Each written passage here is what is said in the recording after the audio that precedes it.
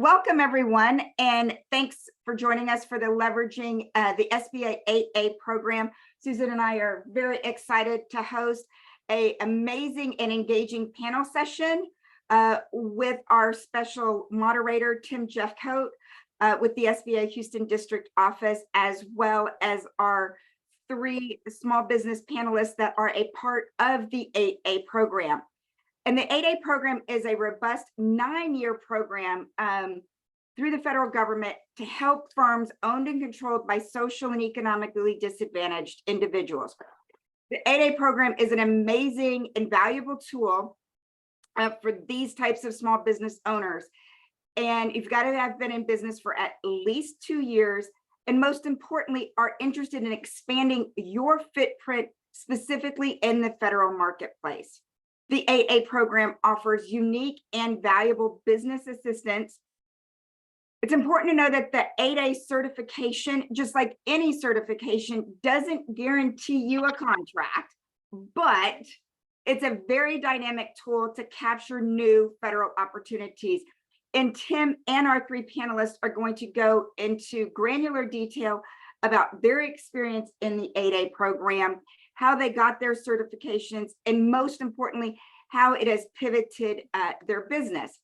Susan and I are co-founders of B2G Victory, and our entire suite of services is built on a cohesive strategy that in the last 25 years, we've helped businesses win $6.8 billion worth of contracts. So we've been doing RFPs, procurement, capacity building, and education. And these are just a few of our services that we can offer and help you to win your next government contract.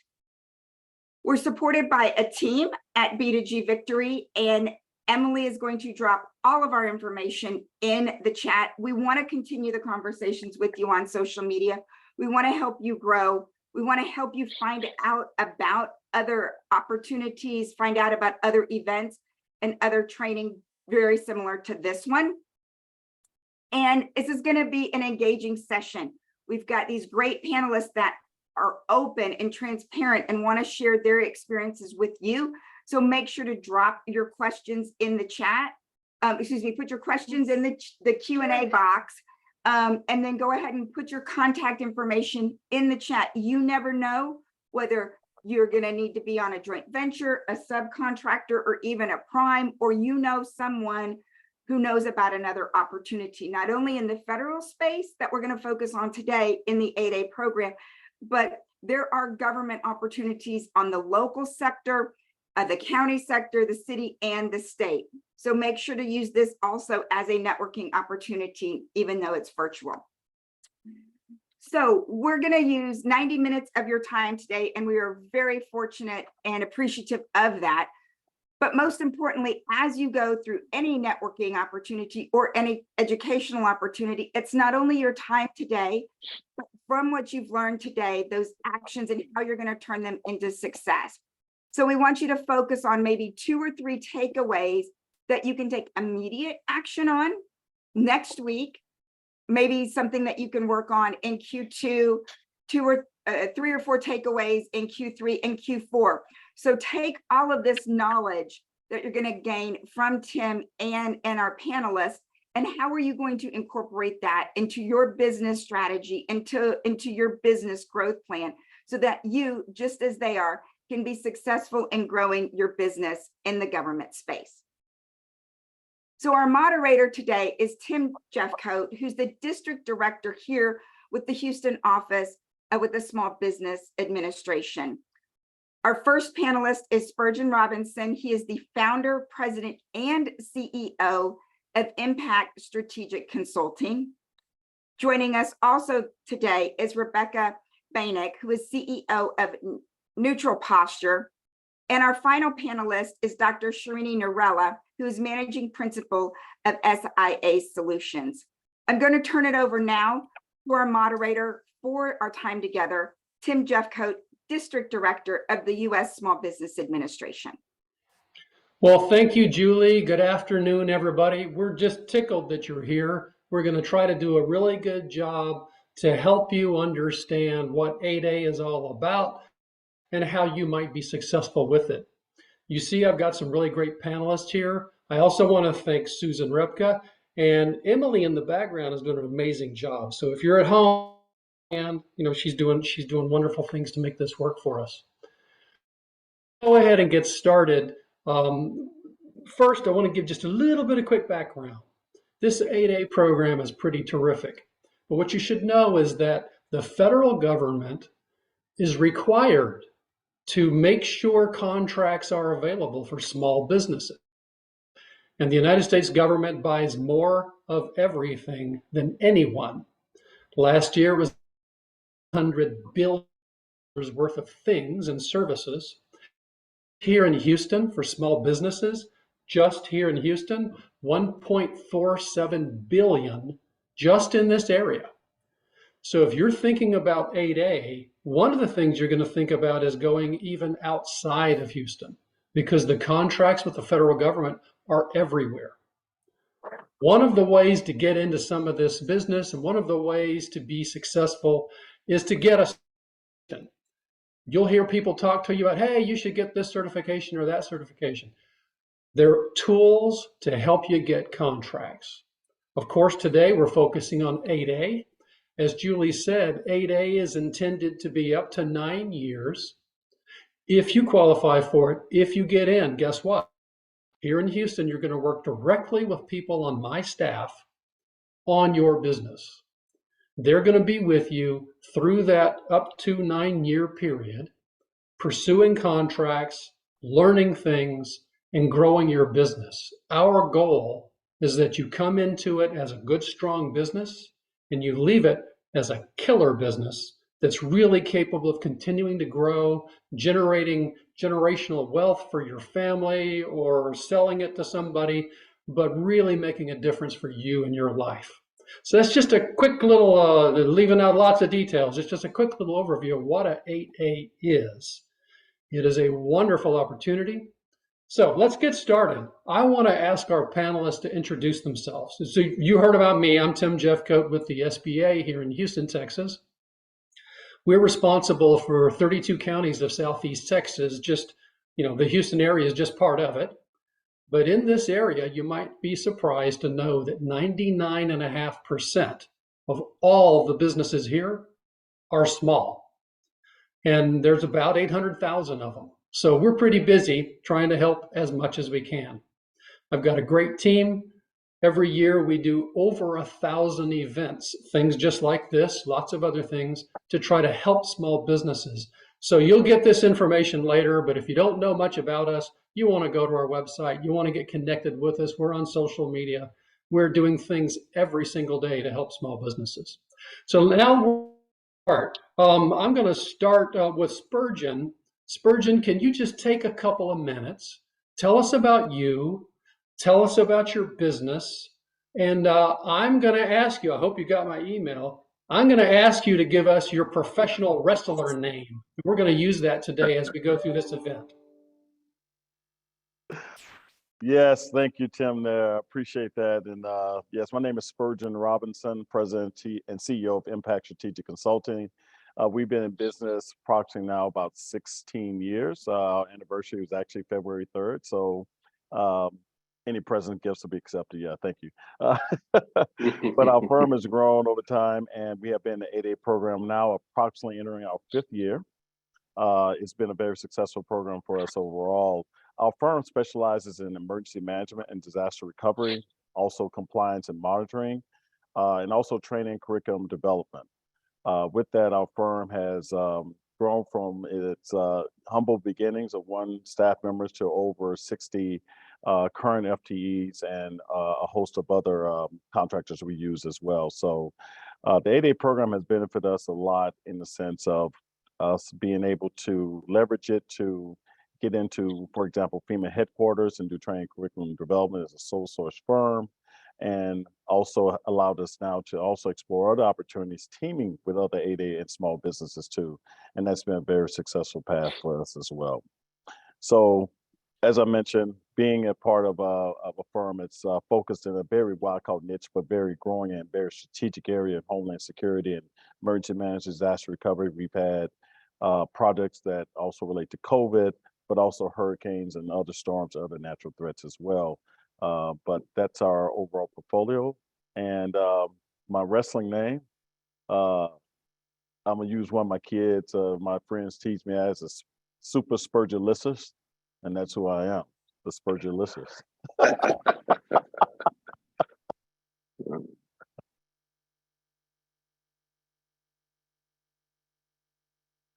You're mute, Tim. I didn't realize I was muted. Sorry. I got it down. Super Spurgeonlicious. I got it. I got the syllables. And I should have started with Rebecca, I guess. Sorry, Rebecca. I should have known ladies first. But why don't you do the same thing and tell us a little bit about you, about your business, and your professional wrestler name. Okay. So my name's Rebecca Boenigk. My company started in 1989. My mother and I actually started building chairs in our garage at that point. So we're a little bit older company, but we're new to the 8A program. We've only been certified for the last 2 years. And of course, 2 years during COVID. So it's been interesting trying to get government people on the phone and having conversations. We did just attend the 8A conference, so that was really good for us. And we'll talk about that more a little bit as we go forward. But we are a furniture manufacturer. And so there are very few manufacturers in the 8A program. One thing I learned at the conference is there's a whole lot of IT people in 8A and construction, but very few manufacturers. So we're kind of a little bit of an anomaly there. And then we do manufacture everything for the office. So from cubicles to seating to storage. We also do industrial, lab furniture, things like that. And I had to ask my marketing team for my wrestling name because I don't know anything about wrestling, but they came up with RB, the queen of tables, ladders, and chairs. Right. Apparently, tables, ladders, and chairs is a type of wrestling match. We make tables and we make chairs. We don't make ladders, but they said that one fit me the best. All right, very good. I'm going to shorten it, and I'm going to call you Rebecca TLC, Tables, Ladders, and Chairs. That's what they said. It was RBTLC. There you go. I like that. I like that. Okay, and now last but certainly not least, Dr. Neralla, why don't you tell us a little about your business and you and who you aspire to be as a professional wrestler? All right. Thank you, Tim, and pleased to be on this panel here. I'm Srini Neralla. I'm the founder, CEO of SIA Solutions. First of all, I appreciate the opportunity to be on this panel with my esteemed panelists here to share my experiences as an 8A firm. Very thankful to SBA, first of all, for the wonderful program, as Tim mentioned earlier, that helps entrepreneurs like myself and the esteemed panelists here to realize our dreams and to start on our own and build successful, sustainable companies. So this is a wonderful program, and I hope everybody on this call that is listening to some of our stories will be inspired to participate in the program and make that program their own and benefit their own selves and their firms and the country, right? So SIA is a leader in environmental and radiological services, infrastructure asset management, energy resilience, and advanced technologies and robotics. Those are the service areas that we provide services to. Most of our work is with the federal government, with the Department of Defense, and it's been a great ride for us. I started SIA as a one-man firm, and we got certified in 2015, towards the later part of 2015, and we grew quite fast, actually, and we were one of the early graduation stories. I know, I think Julie and Tim both mentioned about this being a 9-year program, and the program was so good for us. It helped us be successful. So we graduated early from the 8A program within 6 years, and we merged with another large design engineering firm. And we're not small anymore. We're not an 8A anymore, but to me, this is the success that everybody on this call should aspire for. Grow the company to make it successful and sustainable, and provide value to our clients. So to me, this is a success story, and I just cherish every minute I've been in the 8A program. Tim has an outstanding group of people. I'll mention two names here, not that others are not good, but I have had very close relationship as a business opportunity specialist. Gay Spears Madison, wonderful lady, very good, very pays attention to details and knows everything. And she's been very helpful to me. And Miguel is another star there. He's in a supervisory role, and outstanding gentleman that is always willing to help and share the tips with the 8A firm. So that's a little bit of my background. And this morning when Tim suggested we should come up with our regular names, and he went to the extent of suggesting a name for me, and I was quite surprised because that is one of the names that some of my clients use, which is Nuclear Neralla. So part of my business started as a radiological services firm, providing radiological nuclear engineering support services to the Department of Defense. So that was, I don't know, that was spooky, Tim, that you would call me Nuclear Neralla. So very, very pleased to be here and look forward to our discussion here. Thank you. Absolutely. So we've got Nuclear Neralla. We've got the super Spurgeonlicious. That you guys should try that. That's a tough one. And we've got the magnificent TLC. All right. Well, here's what we're going to do for you now. I hope you guys enjoyed that. We're going to get into a little bit about where these guys were, what they've done, and what they're looking for in the future. You're thinking about 8A. It's a big decision. I'll tell you that it can be absolutely life-changing for a small business. But we want to hear the whole story. So, Rebecca, let me start with you. Here's what we'd like to know. Before you even thought about 8A, what was your business like? So we have been in business 34 years. We've had a GSA contract for 33 years. So we've been on GSA almost the whole time that we've been in business.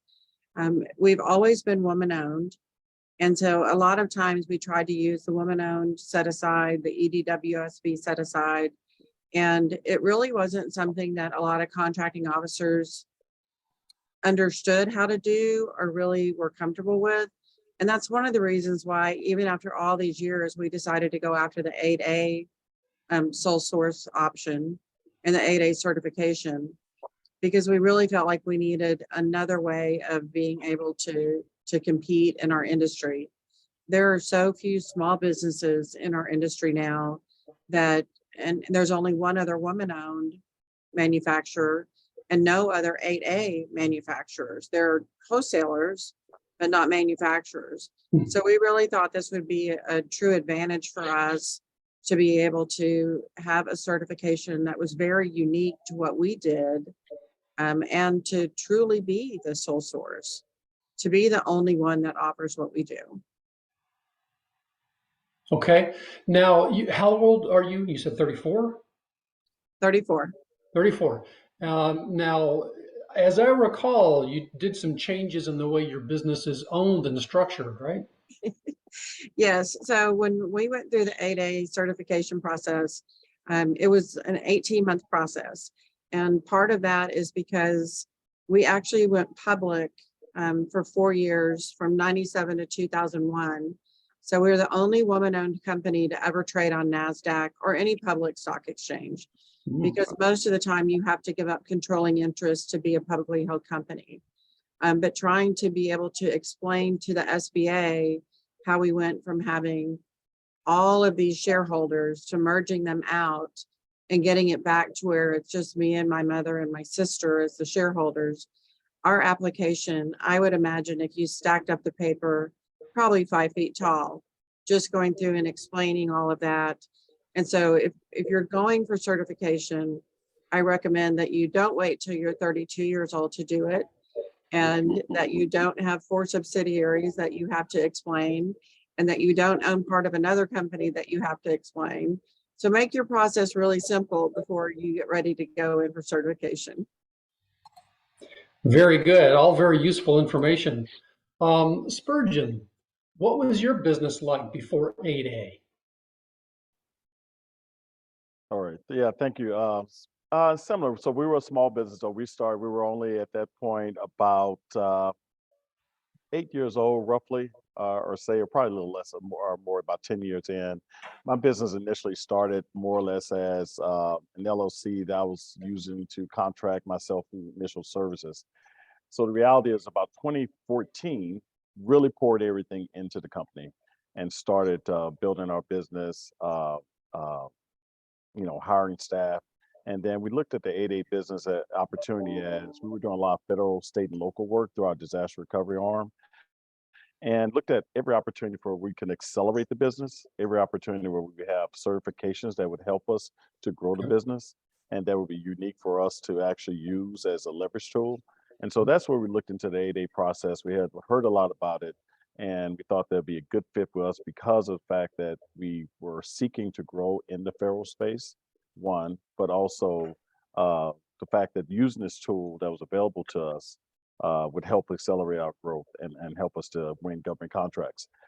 With that said, just like Rebecca said, it's easier when, because it's a lot of paperwork, they get to know everything about you, more than I think even my spouse knows about us when they go and do your background and ask for all the information on you as a firm. So the simpler your firm is, in a sense, the easier or faster it will grow. But still, I would say it's still a 6-month process, roughly, to get this done. It's a lot of paperwork. Be patient with it. But the fact is, when you get it, it's a great tool. It's been a great asset for us as well for our growth. Good. I want to just amplify on a couple of things for our audience. So the 8A program has different things in it that you have to meet in order to be qualified. Yeah. 2 of those that are together, they're joint, is about you, the individual. 8A is meant for the individual that owns 51% or more and controls 51% or more of a small business. And it's looking for you to show us the evidence that you are socially disadvantaged and that you are economically disadvantaged. And you can go to our website, you can learn all this, but in a nutshell, I'll tell you that social disadvantage is going to mean that I'm going to generalize it and say you are someone that does not have the same opportunity for success as others. So that could mean that you, and such as in Spurgeon's case, that you are African American. And in the code that created the SBA, in Section 8A, it says, if that's you, then that means we presume that there is this disadvantage. You can also have other reasons to be considered disadvantaged. You could be in an industry that everyone else in that industry is different than you, and you can show that there is favoritism or prejudice, or you just don't have the same opportunity for success as everyone else in that industry. And Rebecca, I would guess that probably applied for you, right? It does. I don't think that was part of our social disadvantage, but I should have used that because there is only one other woman-owned furniture manufacturer, and we don't compete. We make completely different product lines, but I should have used that. Yeah. So just be aware that this social and economic disadvantaged has layers to it. And it's not always 100% clear cut as it's like only certain races or ethnicities. It's broader than that. So that's a really important thing for you to know. On the economic disadvantage side, there's a threshold on how much net worth you can have, and that's leaving out your retirement assets and some other assets. And as long as you fit within those 2 thresholds, then that's one of the first indicators that you might be a good fit for qualification in 8A. So some of the things you said, Spurgeon, I thought were really a good tie-in for bringing that out and amplifying that for the audience. So thanks for giving me that opportunity. Dr. Neralla, before you got into 8A, what was your business like? What was going on with you? So, like the other two panelists here, we started off as a small business, and like I said, I started SIA in November 2012, and obviously it was a small business, and been supporting some of my clients as a subcontractor to a prime contractor that had contracts with the federal government clients. Prior to that, my whole career has been supporting the Department of Defense and other federal clients. So it was easy for me to justify why a prime contractor needed my services. And slowly, the federal government clients that I used to work with were like, well, why can't you get a 8A certification so we can directly come to you rather than go through a prime contractor? And so that's when I applied for the 8A program, and I was very fortunate that my application for the 8A was approved in about 67 days. So got it pretty quick, and that really helped quite a bit because it helped me. It helped my clients reach out to me directly, and the rest of the story was what I told you earlier. And that's why they call you Nuclear Neralla, right? 67 days? Yeah. You nuked it. Thank you. Okay, very good. Now, we're talking about 8A, but as you heard, folks were already engaged to one degree or another with federal contracting.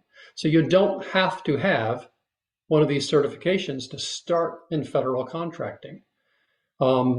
It's relatively straightforward, actually, in order to start selling to the federal government. The point of 8A or some of the others, and I'll list what those are real quickly, the women-owned and economically disadvantaged women-owned certification, wonderful certification. There's a service-disabled veteran-owned certification. And then there is one called historically underutilized business zones. This is not Texas Hub. Sometimes you hear people talk about hub and hub zone, two different things. So hub zone just means where you are geographically located and where your employees live. Because you're located in, I don't know, out in the Texas Panhandle, let's say, just for an example, because we can all picture that it's somewhere with a big road running through it and nothing else. You probably don't have the same opportunity for success as if you were in downtown New York City. So as a result, Hub Zone can help them. So we're talking about 8A today, but be aware the other ones exist as well. Just last year in Houston, this women-owned certification was over $200 million worth of contracts just here in Houston. So lots of opportunity. So want to bring out that point that you don't have to be 8A or the other certifications to get started in federal contracting. These are meant to really give you an advantage. So with that, and I'm going to have to try to figure out how to say this. Spurgelicious. That one's hard for me. The super Spurge. How about that? Super Spurge. Yeah, that's even better, man. That's even better. So you had a good business. You were doing great stuff. You decided, you know what, this 8A is going to be a path forward for us. You told us a little bit about that story. Now that you've been in 8A for a little while, what's that one big win that you had during 8A that you think was especially useful for your business or pivotal or cause for celebration, however you might want to characterize it? Give us an example of one of those successes. Right. Well, Tim, as a small business, every win is something to be celebrated. Yes, sir. Yes, But sir. the 8A1 is definitely great. So we were able to secure at that time a sole source award with FEMA, which is one of our strategic clients, not only at the state and local level, but also at the federal level, obviously. And it brought us into an arena of program management, but also training and curriculum development. And it required us to also, in a sense, hire some specialists in areas that I was not aware of, these instructional systems designers who have a unique capability of drafting curriculum and training material for any industry and across the industry, both e-learnings as well as direct learning, classroom learnings, et cetera. But that award was very pivotal for us because we were able to work side by side with headquarters personnel, get to learn a little bit more about their business, also train them on the types of things we were experiencing in the field. So it was a good collaboration and good connection to work we did in the field with what actually is being trained with headquarter personnel as well. And there was a lot of learning and sharing amongst the cadres there as well. So that was a big win for us, and it kind of helped us started to grow in that space of training and curriculum development, where we were actually able to apply it to other state and local contracts and other clients with that expertise, and also internally to build our training capability internally. Let me ask you a quick follow on. Mhm. So you talked about this success, and you talked about some other contracts you got that were state and local. So this federal success helped you with some of the state and local? Yeah, so yeah, definitely. So not only do you learn and develop a skill set with a team, but also being able to translate that knowledge to state and local entities who either work also with these large federal agencies. So you also gain the expertise there that they are very pleased with, and efficiencies as well that you learn from being inside their shop as well. So those are kind of things I also think are very helpful. And when you work for the federal government, I think there's some prestige with that too. To some Yep. degree, at least so we think so, because of the fact how big the federal government is, how complex it is, and people's perception of how difficult it is to contract. So when you're able to kind of jump across that hurdle, I think it helps you out with all your different clients, from ability of saying that's a very um, you have a lot of requirements with the federal government. So when you're able to reach those benchmarks, people trust you a little bit more too, I think, in some of the other engagements. So those are kind of things I think we benefited from. Okay. The And program. that last thing you said was kind of a nice way of saying the federal government can make it pretty tough on you. And if you can survive in that, you can do business with anybody, right? Exactly. So I was trying to put it a nice way, Tim. Like, Yeah. all Now, that. as taxpayers, you should all be very happy to know when we do these certifications and we do business with small businesses, we still have to have a great price. We're spending your money. Yep. So it's not like we give contracts and pay a bunch extra because it's a poor little small business that we think needs some help. That's not true at all. Mhm. These folks that are on air today are competing in some cases with big companies. We're competing with other small businesses that have great resources, and they're in there duking it out, winning great contracts with really competitive pricing that taxpayers are proud of, and so is the federal government. So just amplify on that a little bit. Now, Dr. Neralla, or Nuclear Neralla, how about you? What's that one thing maybe that you could, maybe it's two, maybe, I don't know, but that thing that you'd like to tell us about that you said, yep, that's why I did 8A. Look at what it's doing for us. Thanks, Tim. I want to touch on one thing here. I think the resounding line here today so far has been that one of the benefits of the 8A program is that the federal government agencies can award you a sole source contract if you are able to provide the services they're looking for. I think that to me is a very important baseline there. When you get your sole source contracts, you are building your resume, which you're going to use in competing with other small businesses or other large businesses to win more work, right? So that is an outstanding ability that the 8A program is offering. It is a launch pad. It is not a guarantee. I think Julie started off this panel discussion saying, having an 8A doesn't mean you're going to get contracts. You got to show that, you got to demonstrate that you can do the work, and you are adding value to the federal government. So it is not a given. But the thing that really helped, I would say, us is, as an 8A, you're allowed to enter into a mentor-protege relationship with another firm, typically it is a larger firm than you, obviously, because you want to be mentored as you're building your company in various areas. It could be financial, it could be technical, it could be management, it could be contractual. So there are several areas where you can get mentored and as to how you want to build your company and make it successful and sustainable. So that mentor protege program was really outstanding for us. And you know, by virtue of being in that SBA mentor protege program, you are allowed to form a joint venture with the large firm that is mentoring you and still compete in a small business procurement, in a 8A procurement as a small, you know, 8A or a small business, using all the qualifications of the large firm. So that was outstanding. You know, we were in a mentor protege with two firms. One was Terranier PMC, which was a small business. The other was Stantec. Both outstanding mentors that we had, and we have won contracts that really helped our growth as a company and make us who we are today. So that to me has been the single most impactful area of the 8A program, in addition to helping us build through the sole source contract. So that's what I would say there. That's really interesting. So just to make sure everybody that's on here today understands, when you get into this 8A program, one of the things you can do is you can get in this mentor-protege relationship with a big business, or it could be another small business.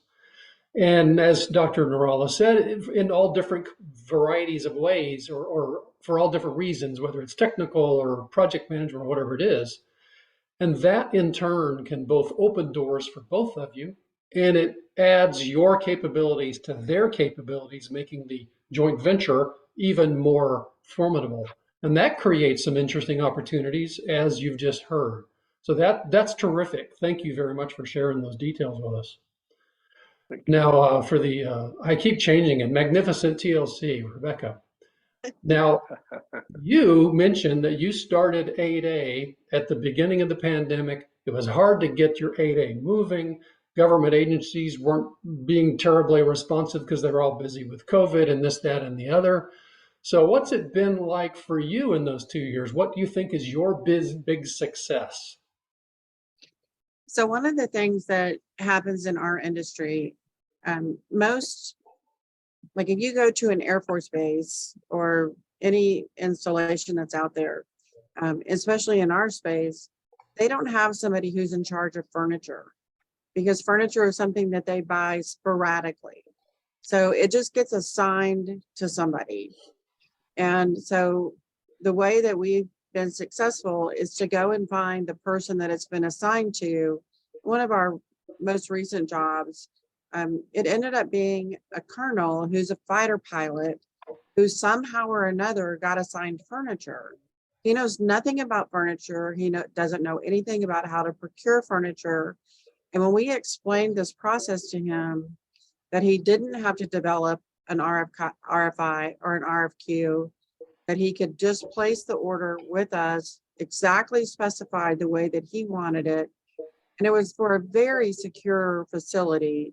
So a lot of specialty furniture and so forth. I mean, he was thrilled with the fact that he didn't have to go through any of that processes. So now we're going after other people at different agencies, because most agencies, if they have any kind of furniture standard or anything like that, they have that at such a high level, you know, at the, you know, in the DC offices, that a lot of times that doesn't flow down into the regional areas. And these people just feel so lost and stranded on how they're going to make this procurement. So we're going after those people to help them, to show them how easy it is for them to make the procurement through the 8A sole source. Outstanding.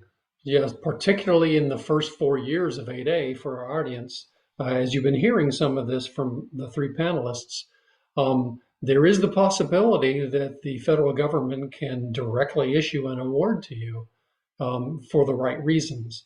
It still has to be a good price, but the potential when you do that is just staggering, as you've seen from some of the success here today.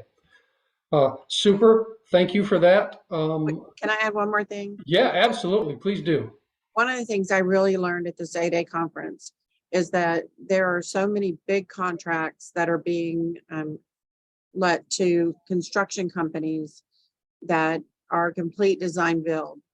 So they are getting the contract to not only build the building, design the building, build the building, but actually furnish the building.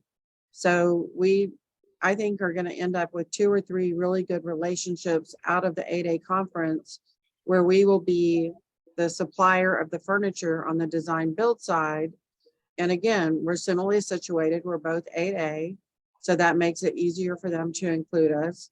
We also help check off 5 boxes, not that they would need the boxes, but because of all of our other certifications, other government agencies can count our, every dollar spent with us at least 4 times, sometimes 5.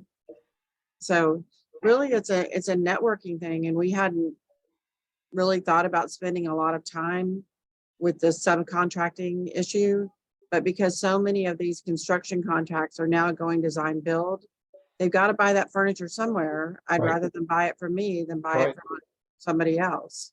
So would I. Yeah. Yes. Thank you for bringing that up. Let me amplify that a little bit to make sure everybody follows that.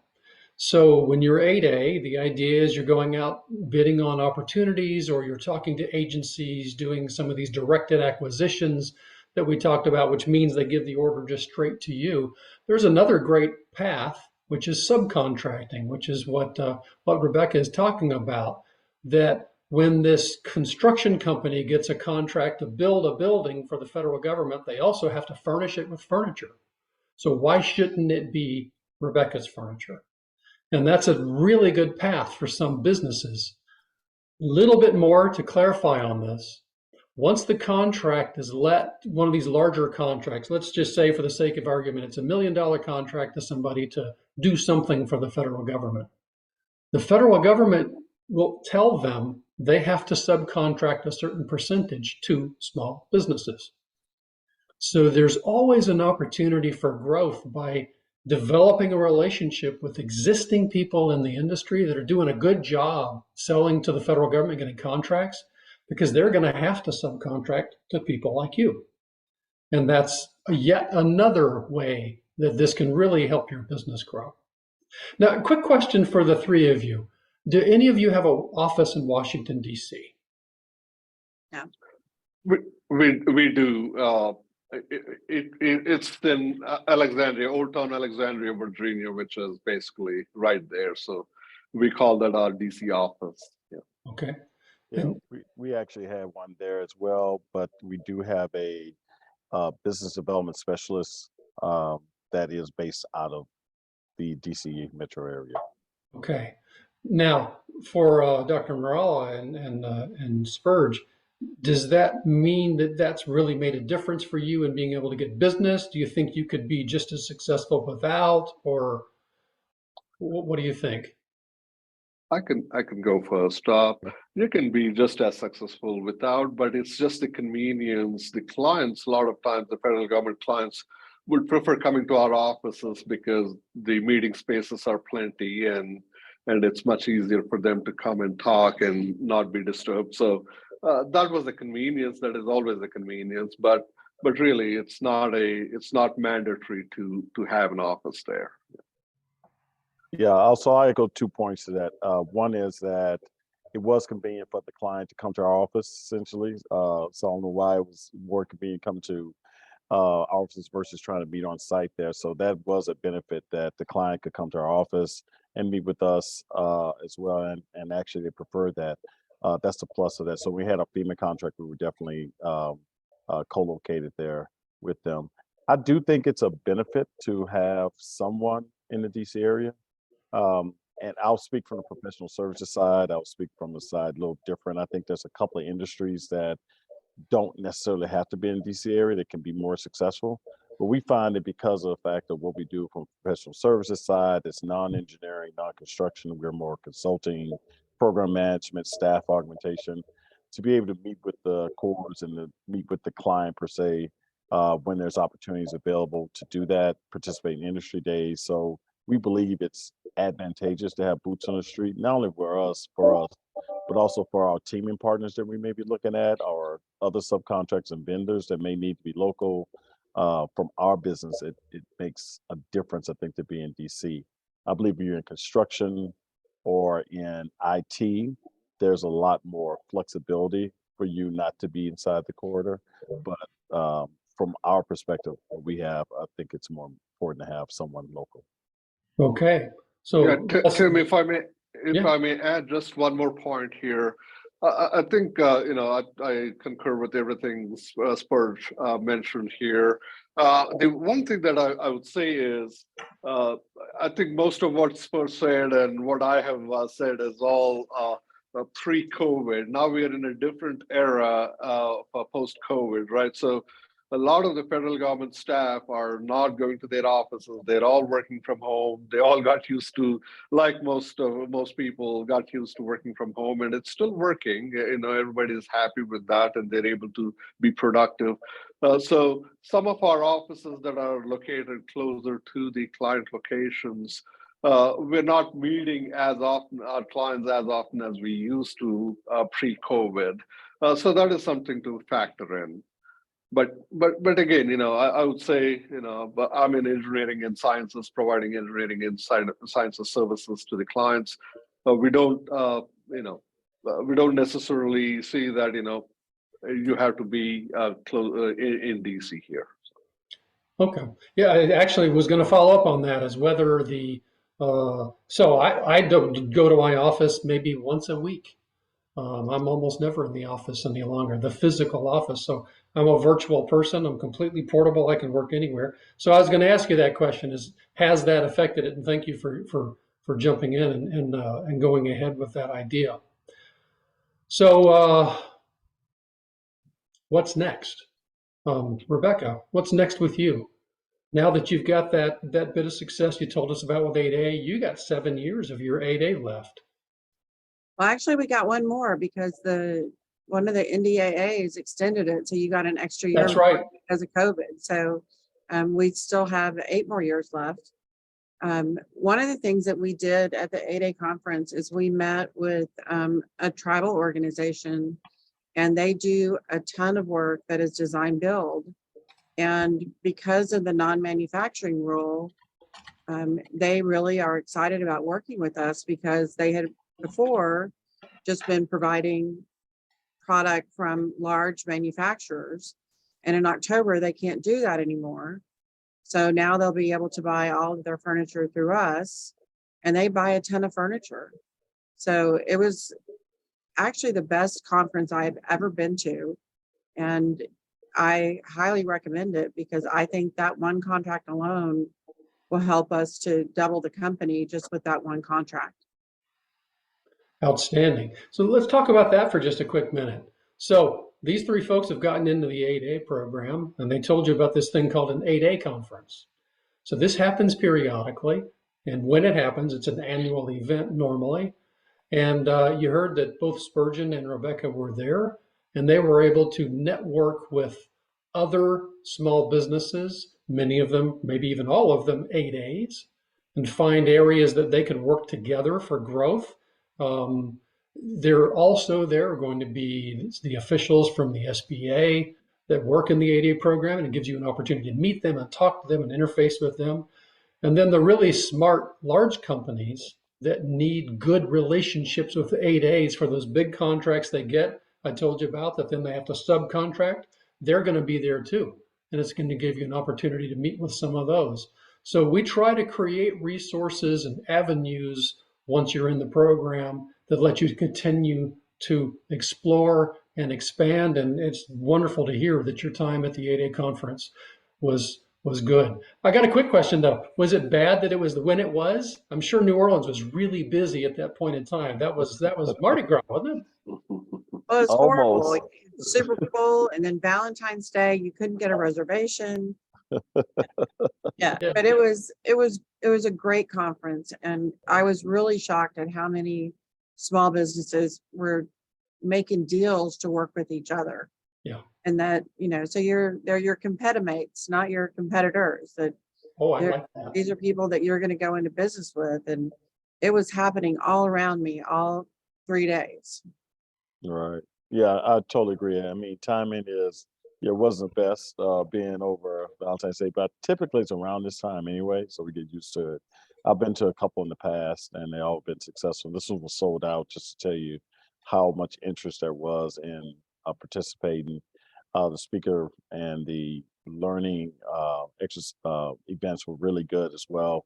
And I want to echo Rebecca's point, more networking. We also have, and Tim, you may want to talk about the difference in these what I call super 8As. They're able to do a lot more than traditional 8A firms can do, but partnering with them is also another way which we have looked at one as well that we're working with that will bring significant opportunities to us as well. But they're using that vehicle. The 8A conference is a great conference to go to. We've been very successful in the past with networking and meeting not only federal agencies that are there, because you get a little more interest. I mean, details about what specifically they maybe do that would help your business. But the networking amongst other large firms, other large 8As, that's what success is. And I will come back to a couple of things you said there. So, Dr. Neralla, what's next for you think? Well, we're not an 8A anymore. We're not a small business anymore. What we are focusing on is there is a lot that we benefited from the 8A program, and we are mentoring two firms actually in their pursuit of growth here and success. But I think that is, I love, mentoring personally too. So I do participate in the Texas A&M McFerrin Center entrepreneurship boot camps and, helping folks learn about federal contracting.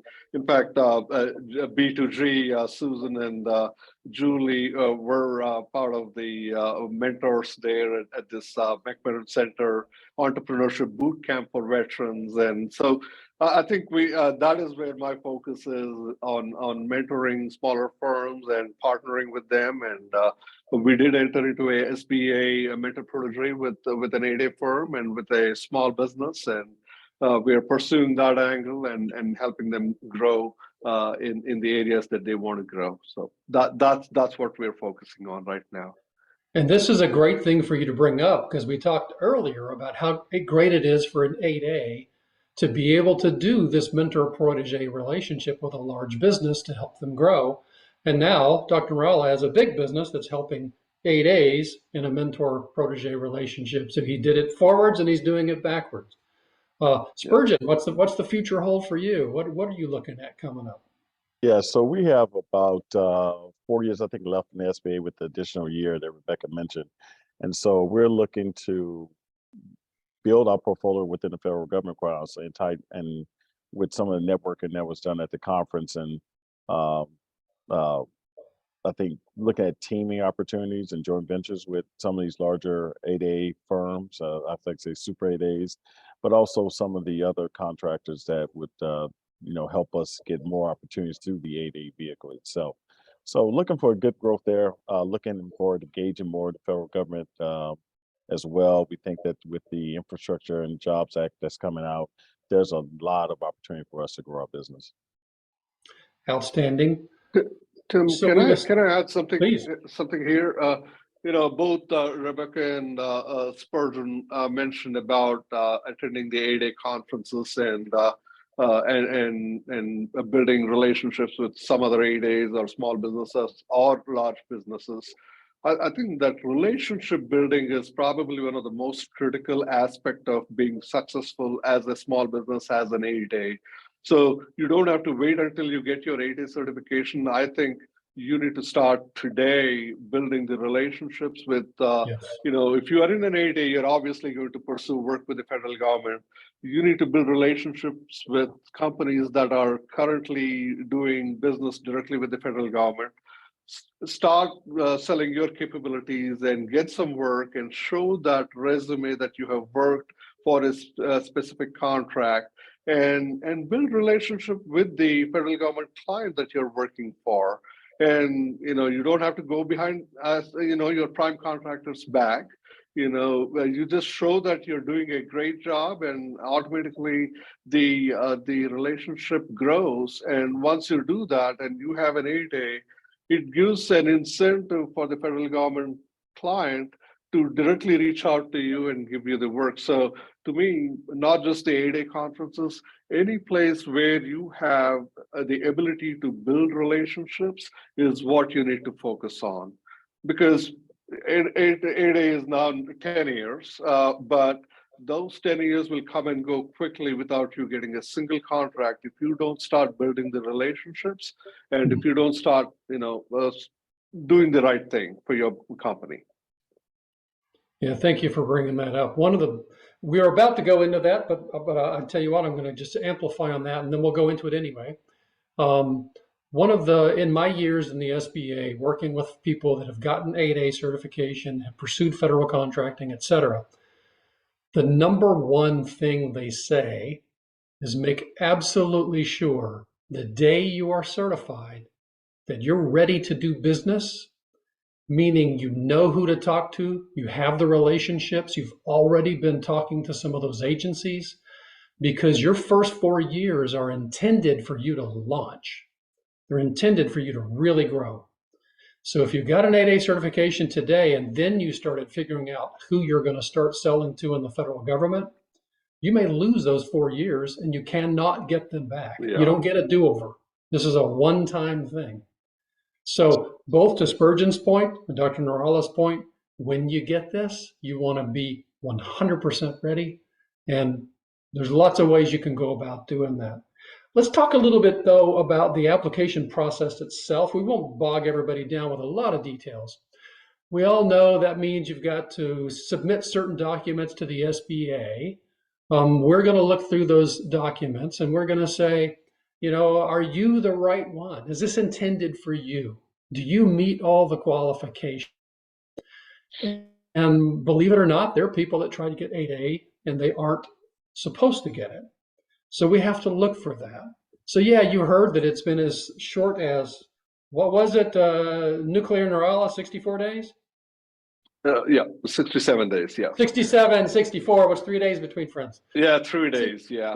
67 days, up to maybe a year and a half. It can be a long time. So let's talk about what you think, since you've gone through it. If you had to do it again, would you change something? Or if you wouldn't, why not? What is it that you did that was so good that we could all learn from? Now, I'm going to go ahead and start with you, Rebecca. We haven't talked to you in a little while, and I apologize for that. And I know your situation was pretty unusual. As you said, you were the first woman-traded firm on the NASDAQ, and then you bought out your shareholders, and there's a lot of ownership change and reams of legal papers. So that made yours especially unusual. Right. And I think because we knew ours was going to be a little different, we actually did hire an outside group that helped us for an amazingly small amount of money. I mean, we only paid them about $5,000, which, considering all the work that they did for us over the 18-month period, they should have charged us way, way more than that. But without their help, I don't think we ever would have been able to get through the process. It would be helpful to have somebody like that on your team, or to even go to one of the Apex groups, or formerly known as PTACs, and work with them to make sure that you do all have your paperwork in a line, and that you're doing everything right before you submit it, because it's so much easier to submit it correctly than to submit it and then learn, oh, well, I shouldn't have included that, or I should have explained this better, and so forth. It is a lot, especially if you are a little bit older company and you have had shareholder changes and any kind of other businesses that you're involved in. It does make it a lot more difficult to explain. Like, my mom owns part of another company, so we had to explain all that. I'm part of a company that my husband owns, and what's his involvement in my company. So there's a lot to it. And to make sure that you really are following the rules, getting some outside advice on before you submit your application would be my biggest recommendation. Very good. Spurgeon, what about you? Yes, so the process for us, like I said, I was a single owner, didn't have a lot of other owners and stuff to vet out. So that Rebecca's right. When you don't have that, it makes the process a little bit easier. But it still took us about 6 months to get through the entire process. From what I hear, though, it's pretty efficient as well. Um, I think the key was I did hold somebody to hold me accountable in my organization to make sure that we got documentation in on time, we respond to things, because you can imagine we get pretty busy, but the information that they need really comes from us as owners. And so we have to actually get that information pulled together. It's our financials, all your financial information, all that stuff. So be prepared to disclose everything about your financial history as well. So that's part of it, as well as your spouses as well, if you're married. But the thing is to really just start early and have somebody on the clock being accountable and hold you to a timeline to respond to inquiries, requests, to clarify information. Actually, the PTAC Center was very helpful in there as well at the time. I know it changed, but yeah, it was actually helpful for us to understand what we were getting involved with from the beginning as well. But have somebody just manage it and push you to get it done. It's going to take some extra hours in the evening to pull in documentation is. So it's like everything from entrepreneur, everything else has to happen after hours to get the administrative stuff done, and that's the way we do it. Okay. Dr. Neralla. Yeah, I agree with both Spurgeon and Rebecca that it is very helpful to retain a consultant that can help you with the application process. Back when I did the application, it was not online, so we had to print the entire application and our responses and the backup, about 6-inch binder, I would say, and FedEx it to the SBA for review. One thing that I would say is that the thing that I learned was having the sciences engineering background. Every question that I had to answer, I would give a little background, I would answer the question, I would give a conclusion there. And that's the way I do it, and I'm used to doing it. And when I submitted my responses to the consultant to make sure he was in agreement with how I responded, he was a little annoyed actually that I was being so detailed in my responses, and he said, "You're not writing your PhD dissertation here. You're not responding to an engineering exam question. If SBA is asking you a question, be direct. Just answer the question in simple language. Don't give the background. Don't give your conclusion. So that was very telling to me, and that is something that I've been advising folks that have been asking me about how to respond to the questions. I've been telling them, do not do that. Just directly respond in simple language, and that should be fine. So that is something that I would pay attention to, and make sure our responses are direct and simple. I got a list of all the questions that are part of that application and started making notes for each question on what is required, what is the backup required, what do I need to do in order to respond to that properly. And then just like a project, put up a schedule and then follow that schedule, and then start organizing things. So I find it even now when I was helping somebody with their application, a friend, I basically had them respond to all the questions on paper first, and then transcribe that onto the online certified portal. So I think that'll be very helpful. If you're here, you're thinking about 8A. You should know that on SBA's website there is a tool you can use to, I'm going to read the right word here, to make sure you are ready. It's called the readiness tool. I'm sure somebody will put links in the chat, but if you just Google SBA 8A, you look at it's our website, not somebody else's. It's right there in the middle of the page.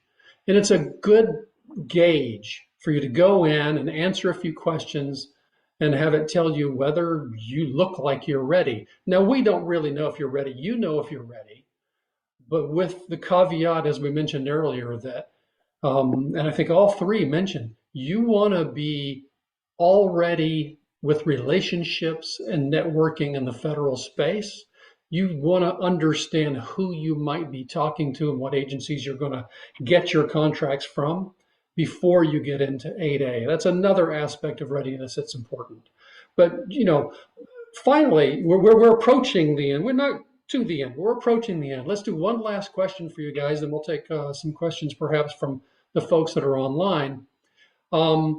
With all the things we've talked about, and understanding that the wonderful people here are thinking about 8A because they want to grow and maybe federal contracting is the way. What's one thing you think they need to know, or one last piece of advice that you've got for them? And kind of we'll go backwards order this time, and I'll start with you, Srini, and then Rebecca, and then Spurgeon. Right. I think I'll probably repeat myself here in answering this question, Tim. Being complacent that 8A will get you the work is not what you want to do. The 8A program is a wonderful launch pad for you to build your company, to make it successful and sustainable. So don't assume it is. It is just a conduit for you and to grow. You need to establish relationships. If you don't do that, you're not going to be successful. And again, like I said, don't assume you have the 9 or 10 years in the program and you have time. No, you don't have time. You'll be amazed at how quickly time flies and how quickly the SBA business opportunity specialist will be after you. It is 1 year, you need to submit your annual report. It is 2 years, you need to submit your second year report. So those things happen, the time flies very quickly. So the other thing that I would say is the 8A program is designed with the right checks and balances all along. And it is an expectation that you are investing the proceeds, that profits that you're getting as a successful 8A into building the business. The program is there for you to build a successful business that helps the country, that helps the economy, that helps employ people. And so the understanding is that you are going to invest into the company in growing it and making it successful. Back to you, Tim. Okay, Rebecca. So I think for us, the biggest shocker for us is how many agencies that we went to that said, we don't do sole sources, we don't do 8A set-asides. And because we thought everybody did. And so we are learning by doing research on, USA spending and things like that, to find the agencies that really understand the process, that have done them in the past, that have done them in our NAICS code, and that understand, how it really works.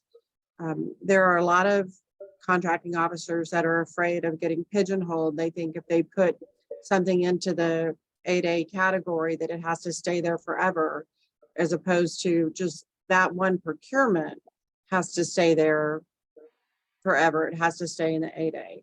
So even educating contracting officers and helping them to understand the program and how they can use it and how it can be so much easier for them to make the procurement. I think that's the biggest challenge that we're facing. And we are trying to get SBA to help us with some of that. And I know SBA is actually doing some more additional training, not only on the 8A sole source, but also on women-owned sourcing. And we really appreciate the work that the SBA is doing there. So I think that my biggest piece of advice at this point is find the agencies that are doing it in your NAICS code already, that already feel comfortable with it and understand they're the ones that are the easiest ones to go after, because there's some agencies that just flat out say, no, we're not going to do that. Don't waste your time if you're trying to go after an 8A sole source.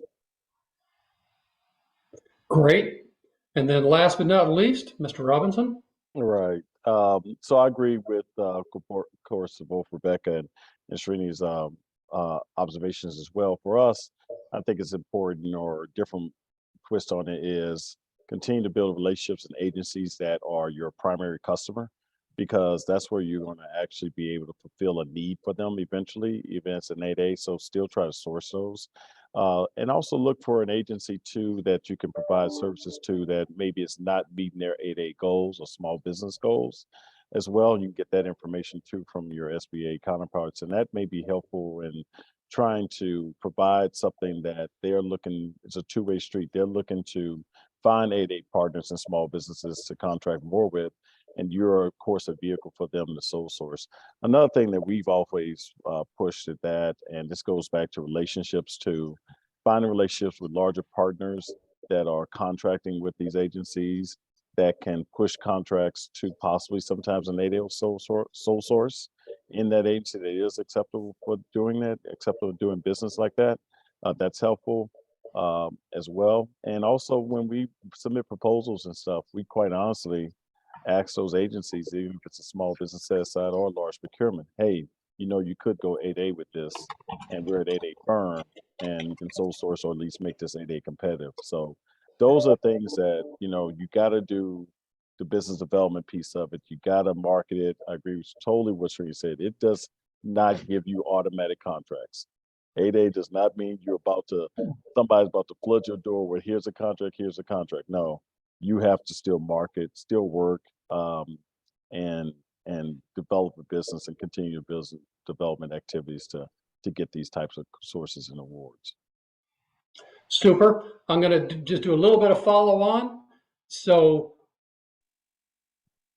if I were going to be getting into 8A right now, one of the things that you've learned is you need to already know who you're going to sell to. Are there opportunities for your business? Are they the kinds of opportunities you think they are?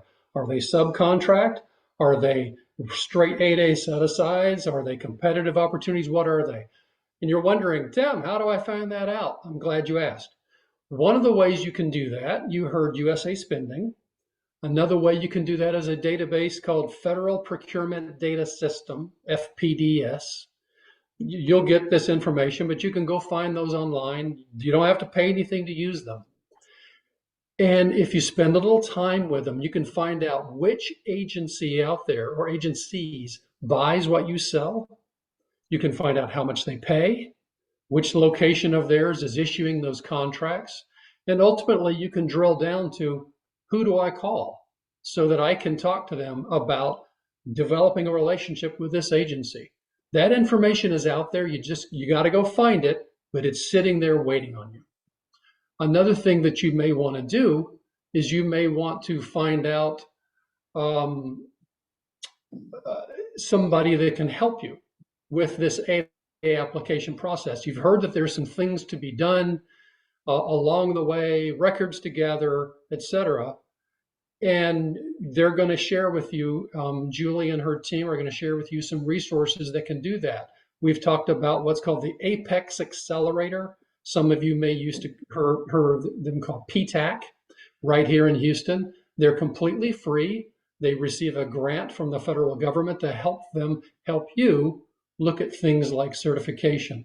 So with that, Julie, I think we're arriving at the point where we are going to take questions and see if we can help everybody with the last bits of information they want to know. Absolutely. And thanks, everyone. I want to repeat some things that were put in the chat.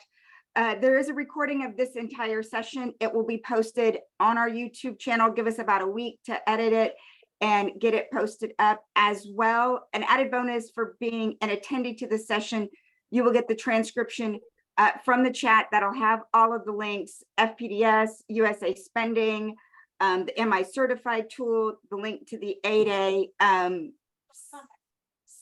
website that you can look to see more details about the 8A program, the qualifications, as well as the benefits. So as all of the panelists were going through their personal stories and sharing, I hope everyone was able to capture some things on how their businesses resonated with yours and what are some things that they did before they did their 8A and in preparation for the application, and how does that fit in with your short-term and long-term business strategy? Because, you know, I wish I would have had a ticker of how many times today somebody said the word success and support and the resources that people are available and the opportunities in order to be successful in this space. And that's why we do these sessions. That's why we pull everyone all together. So I want to, I think each one of the panelists talked about it as well as Tim did, and you've got to be ready for when those opportunities come. And these are some quick and easy things that you can do to be ready when you're having the conversations with those buyers, and have a capability statement and be able to use your capability statement as a tool when you're starting this process, whether you're marketing to a fellow business, that might be one here in the chat, you're marketing to a prime, you're marketing to a subcontractor. A capability statement is a really critical tool. If you subscribe to our YouTube channel, our goal is to get to 500 subscribers. So once we get to that, anyone who helped us from our current subscribers to our 500 is going to go into a drawing to win a capability statement. And we really want you to have a capability statement, because this was a question that was put in the chat. When's the next event? Well, there's the 4th annual Houston Business Matchmaker, and it's a virtual conference. One of the requirements to attend this conference is a capability statement. That's qualification number 2. I'm going to turn it back over to Tim, and he can tell a little bit more about this specific event that is coming up on March the 3rd. I gotta tell you, I am so proud of this event. One of the people participating here is Miguel Ruiz, and he and I cooked up this idea some years back. What we do is, in a virtual environment, we're going to have about 100 buyers. Now, these are going to be big companies. These are going to be state and local agencies and federal agencies. These are people whose jobs are to work on contracts with small businesses. So you go to this, and it's going to be speed dating with these guys. But more importantly, not just you're going to be meeting a bunch of them, you're going to be meeting ones that are buying what you're selling. So you have to tell us, for instance, it's Tim's company and I paint stripes in parking lots. And we're going to get you, assuming anybody wants to buy somebody to paint stripes in parking lots, that's who you're going to meet with. It might be MD Anderson, it might be TxDOT, it might be City of Sugar Land. So you're going to be able to go to this and be able to get matched with the people that execute the contracts. Terrific event. Hold it every year at about this time, and this one is going to be super. Thanks, Julie. Absolutely. And we've got another question that came up in the question and answer. And we talked a little bit about a capability statement. We've talked about this matchmaker event. If anyone of the panelists, Srini or Spurgeon or sorry, I had a dog, or Rebecca, sorry. Any one of the panelists want to talk about some of the marketing strategies that have helped you throughout the program? Yeah, I'll start. One of the things that we do is, one is develop a capability statement. That's a great tool, great talking point, helps you with your elevator pitch as well. But the other marketing strategy I think that's really important is attend these conferences and build relationships with other key individuals. I mean, I can't stress more that our business development success has been through relationships, and it's not always the, not knocking presidential appointees or these people at these high levels. It's really people that are at the buyers, the people that really want to talk to are those in the cores and the federal agencies and stuff.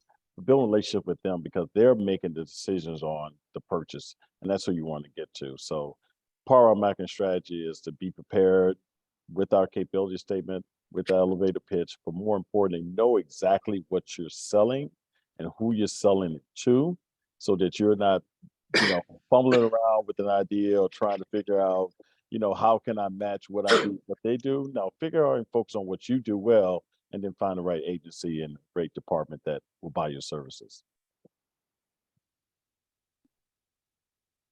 So one of the things that we have 2 different capability statements. We have one that's 1 page and one that's 8 pages.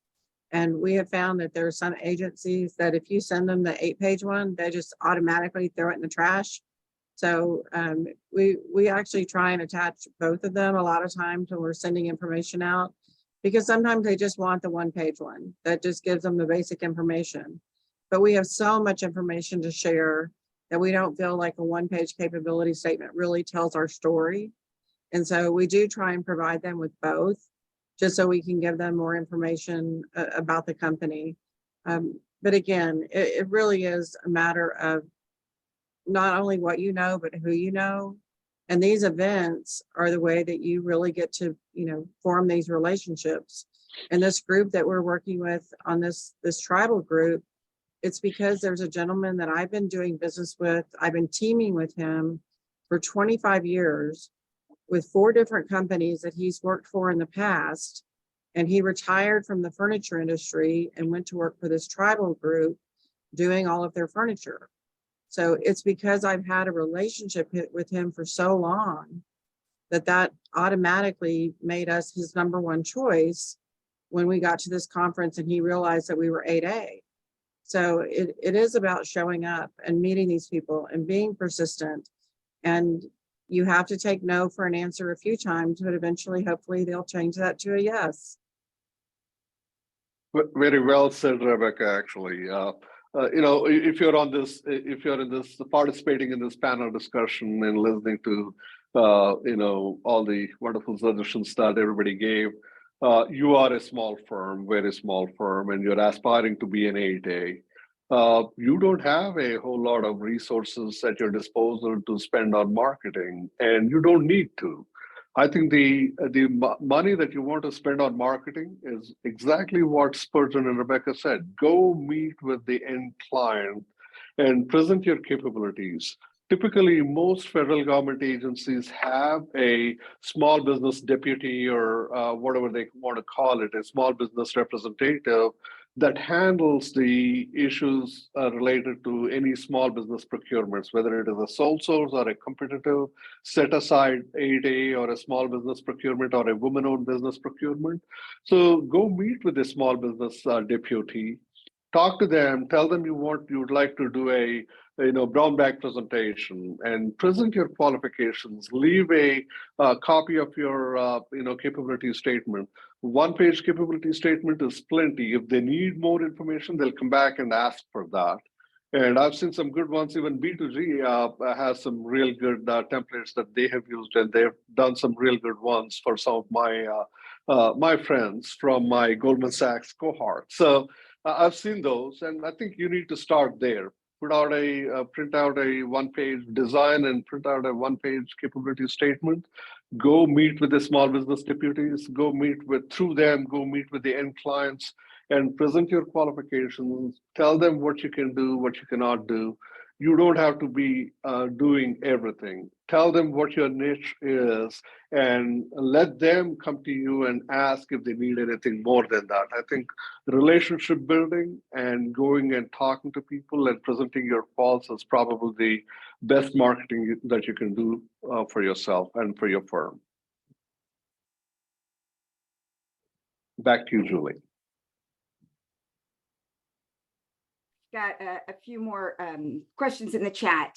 If a buyer has a long and solid relationship already, it seems hard to move that company out of the way. Any recommendations from any of y'all of how to break in and how to get you at least considered if a long relationship is there as well as a contract? So if the relationship was with a large company, try and become a sub or underneath them. If it's another small business, it is hard to kind of push them out because they're already feeling, checking a box. But if you've got a prime that's in there, that's got that relationship, go to that prime and see if there's some work that you can sub with them. I think to add to what Rebecca just said, I think one of the things that you want to do is, and again, this is something Rebecca mentioned earlier, be persistent and don't give up. You want to use the small business representative or deputy, as they call in most places. You want to use them to push your case forward.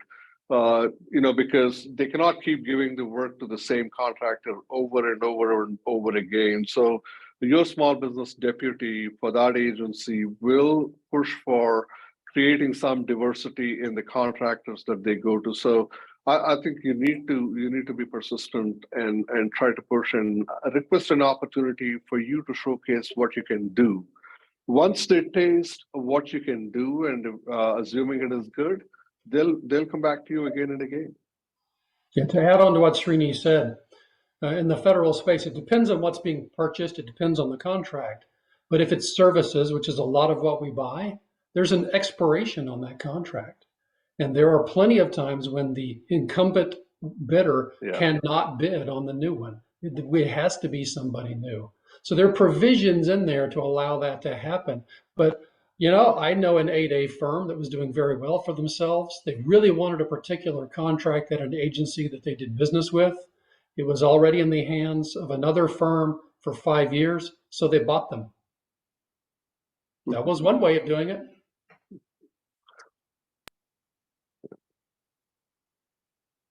Absolutely.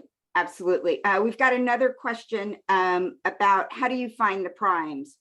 And I think, that depends on the contract. It depends if it's federal level, state or local. But in addition to USA Spending and FPDS, where were some other places where y'all went to find out either who the incumbent was, who the prime is, and who you needed to partner with? I think you attend conferences that are relevant to your area of specialization or what services you offer. That is where you meet most people, most primes that provide similar services that you want to provide. Another thing is, if you're talking to the end client directly, they will tell you who the primes are, and more often than not, they'll say, well, just such and such company holds a contract with us. They're providing a lot of these services to us. Why don't you talk to them and ask them to subcontract? And they will say that. But more often than not, attending conferences and networking sessions where large firms that are relevant to your area of interest attend would be a good place to go. Yeah, I agree with that too.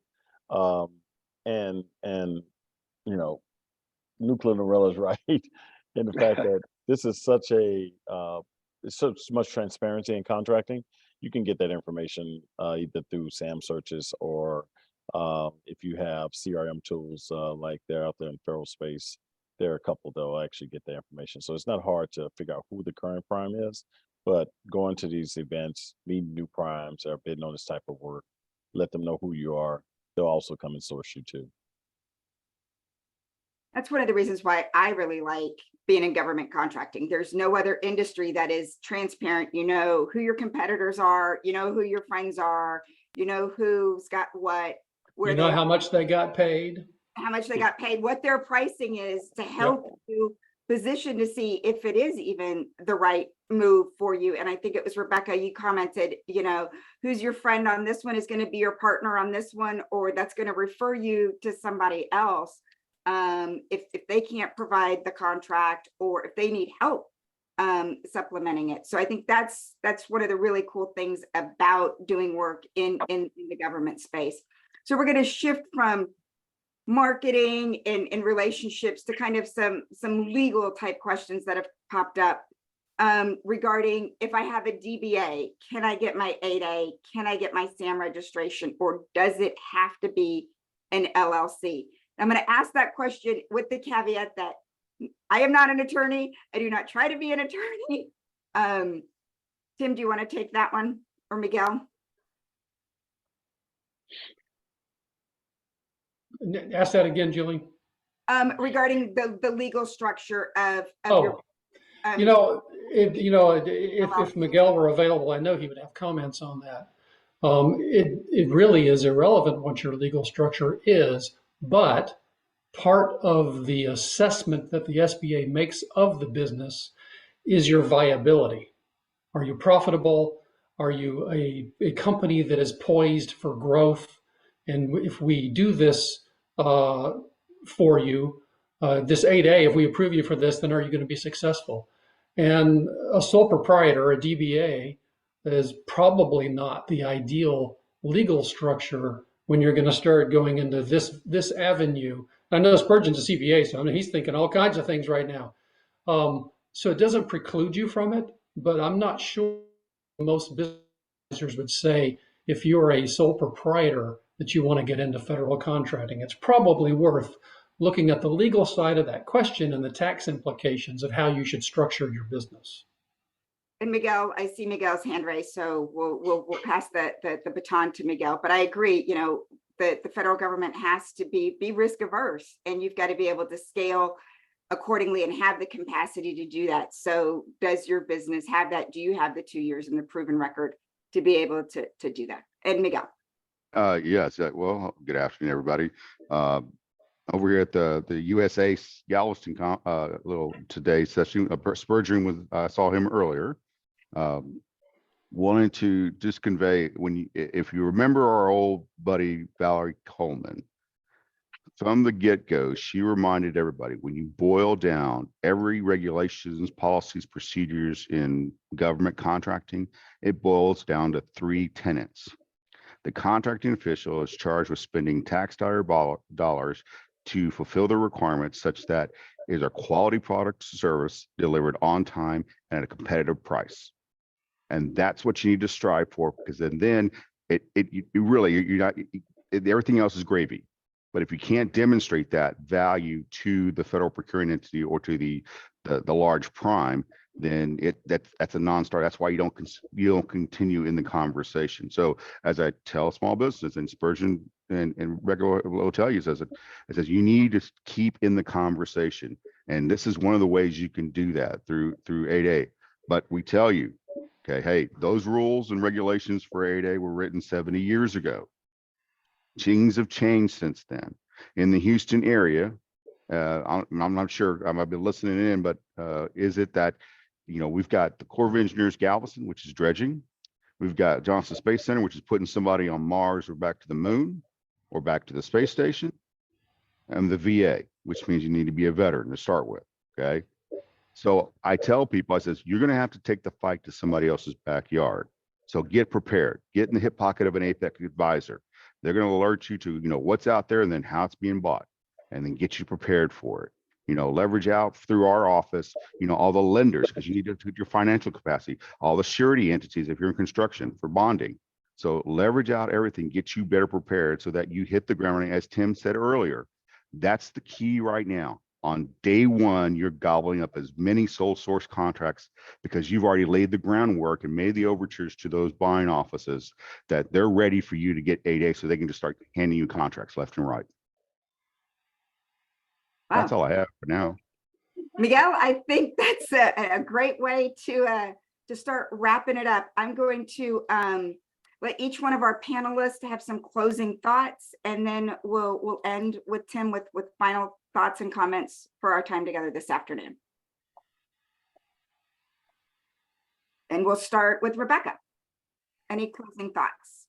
Well, thank you very much for allowing me to participate today. It's always fun to share and to learn.